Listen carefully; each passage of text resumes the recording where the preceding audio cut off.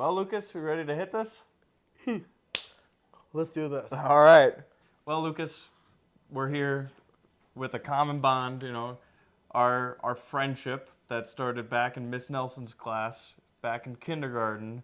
You've been growing up having Down syndrome for your entire life, and that's all that you've known. Yeah. And I think that it's really important for people that don't have Down syndrome to understand what it's like to have it, and the best ways to interact with people that may have Down syndrome, because like we say, we call it up syndrome, right? Yes. Up syndrome. So let's clear the air and share what life is like with it, because labels don't define us, do they? Right. Some people are born with Down syndrome and, Yep, like and me. also have some developmental disabilities. You might not be able to physically tell that someone has a disability, and I think it's important to treat everyone fairly and the same as a normal person, even if they might not have any disabilities. Some important things that we've grown up learning about developmental disabilities is that sometimes it makes it harder for some people to learn, think, talk, and to do things as quickly as others might do, whether that be in the classroom, learning life skills, like just having conversations with people, right? Yeah. These developmental disabilities are usually presented from birth, or they can even start at a very young age growing up and can affect someone for their entire life. People with developmental disabilities, like Down syndrome or autism, can do amazing things just like anyone else. They might just need different tools and extra time or some support along the way. Something that that I've found being your friend with you having Down syndrome is the best thing that we can do in the classroom when we have friends that have physical or mental disabilities, is to be patient, understanding, and supportive. You may not have a challenge in a certain activity, but others may do, and so I think it's important to show up with a positive attitude and support your friends, and kill them with kindness, right? Always smiling, which I know that you have the best smile. Best smile there is. It's contagious. Back at first day of kindergarten. Excelsior Elementary 07. 07, back in Excelsior Elementary. And I think the crazy thing, the best thing that my mom, gave us the opportunity to share our message of how our friendship began with, my buddy forever, because you truly are my buddy forever, Yes. right? And so I was unsure of, I've never seen somebody with, physical or mental disabilities before. After Sammy was born, I was continuously G-tube fed during the day, every day. And what is a G-tube? So throughout the years at Excelsior Elementary, I was G-tube fed with a backpack on every day, every day during the day. So that's why David got scared, a little afraid. Yeah. And he's like, yeah, I'm not sure about this. Yeah, I totally wasn't sure. I mean, being a kindergartner, I just have never seen somebody with, physical difference in their appearance. And so, I was a little scared, a little skeptical, wasn't sure what was going on, right? Yeah. And I brought up the question to my mom, saying, this Lucas kid, is kind of looks different. I'm just not sure what's going on. And that's when Mom brought up to Mrs. Nelson about how I was a little scared of you, right? Yeah. And Mrs. Nelson was the one that united the two of us together, which kind of sealed our friendship. Yep. I mean, after you were a little scared, Mom, Heather, reached out to Julie Hagan, my mom, and said, let's get these boys back together.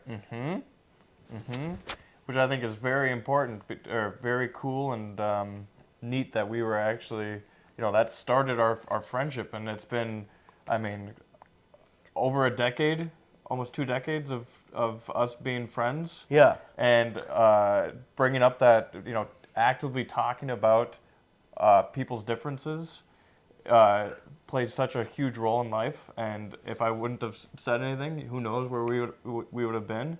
And that's how I started learning about people with Down syndrome, because I had no idea, right? Yeah. And the cool thing about Excelsior Elementary was at the fish tank, they did such a great job, and you played such a big role in educating others on having a disability, right? Special thanks to Ms. Dolman for May Parker being put in that classroom. And you guys were in two separate classrooms, but Yeah. we actively made sure to include you guys, even though you guys were in two separate classrooms. We all came together as one, right? Yeah. And we all were best buddies, and it was just super, super fun to hang out as a crew. Even though we may have looked different or whatever, we're still people at the end of the day, right? And still good buddies, and we just hang out all the time, right? Yeah. I mean, do you have any fun memories of stuff that we've done in the past? Cool events or anything that we've gone to? We've done a lot. There's a lot to pick. Yes. Gone to a couple basketball games. We've done bowling. Remember my third grade birthday party at Country Club Lanes? I think that was more like kindergarten. Was that kindergarten? Yeah. Well, yeah, kindergarten. We all went as a class for my birthday party at Country Club Lanes, and we had you and Parker and the whole crew was together, and it was like Kindergarten, David's birthday party at bowling. so cool, super fun. The bowling party for Miss Mullen's class. And then we had that as well, yeah. And Lucas, I really, something else that kind of pops in my head of something that I just think is so important is the fact that your mom was able to start I Can Hoop. Could you talk about what I Can Hoop was all about, or is all about, and how that brought sense of community and education outside of the classroom? That started in grade 6 in middle school. In middle school. And your mom and you were looking for a way for you to play basketball, right? Yes. And trying to figure out a way to include people that don't have any disabilities to hang out and teach how to play basketball, right? Yeah. And the coolest thing was your mom, since we had, 5 years of friendship already. We were already best friends.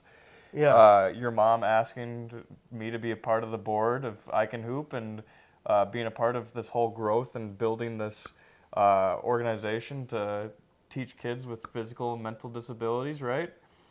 And This is awesome. it was so cool, and it's still going on to this day. And my favorite thing was having the guest speakers, Guest speakers. Yeah. and then the high school basketball team would come in and help too. I just think the coolest thing was that sense of community, right? At I Can Hoop, you had someone with your physical or mental disability. Yeah. Someone paired up with a peer of theirs, and you would come together, and for the hour-and-a-half session at the Chan Rec Center, you and I have always, whether that be on the playground or outside at recess, always trying to find ways of including everybody, whether that be from people in the fish tank to people in our classroom. And I remember a core memory of mine is playing kickball in the back of Excelsior Elementary. Do you remember that? Oh, yeah. And how I found it very important to myself to include everybody and make sure that even if you're picked last, you're still equally as important on the team.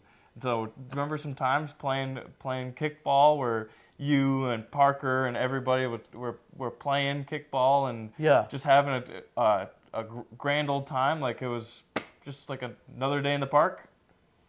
Yeah. Oh, so much fun, and I think it's important for kids to understand the importance of inclusion, right?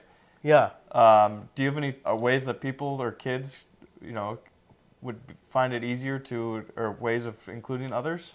I put it towards myself to speak up, kind of be your buddy, right? Yeah. And making sure that and be an advocate. I think that's the word that I was looking for. Is be the advocate for you. You might not be able to speak up for yourself at times, and I want to make sure that you're included no matter what we're doing.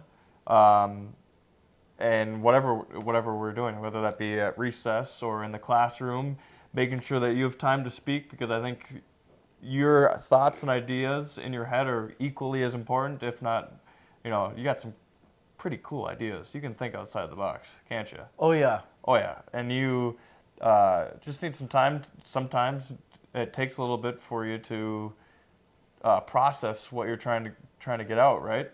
Yeah. And sometimes it just people need to take a step back, let you think of the words what you're trying to say. You'll say a couple words and then it might not get to you, so you have to restart, right? Can you explain that process? Take my time. You take your time. Yep. It's relieving when people actually listen, right? And Yeah. not try and rush and fill in the space for you, because sometimes if people just assume what you're trying to say, it's probably wrong, right? Which that's probably frustrating, right? Right. Mm-hmm.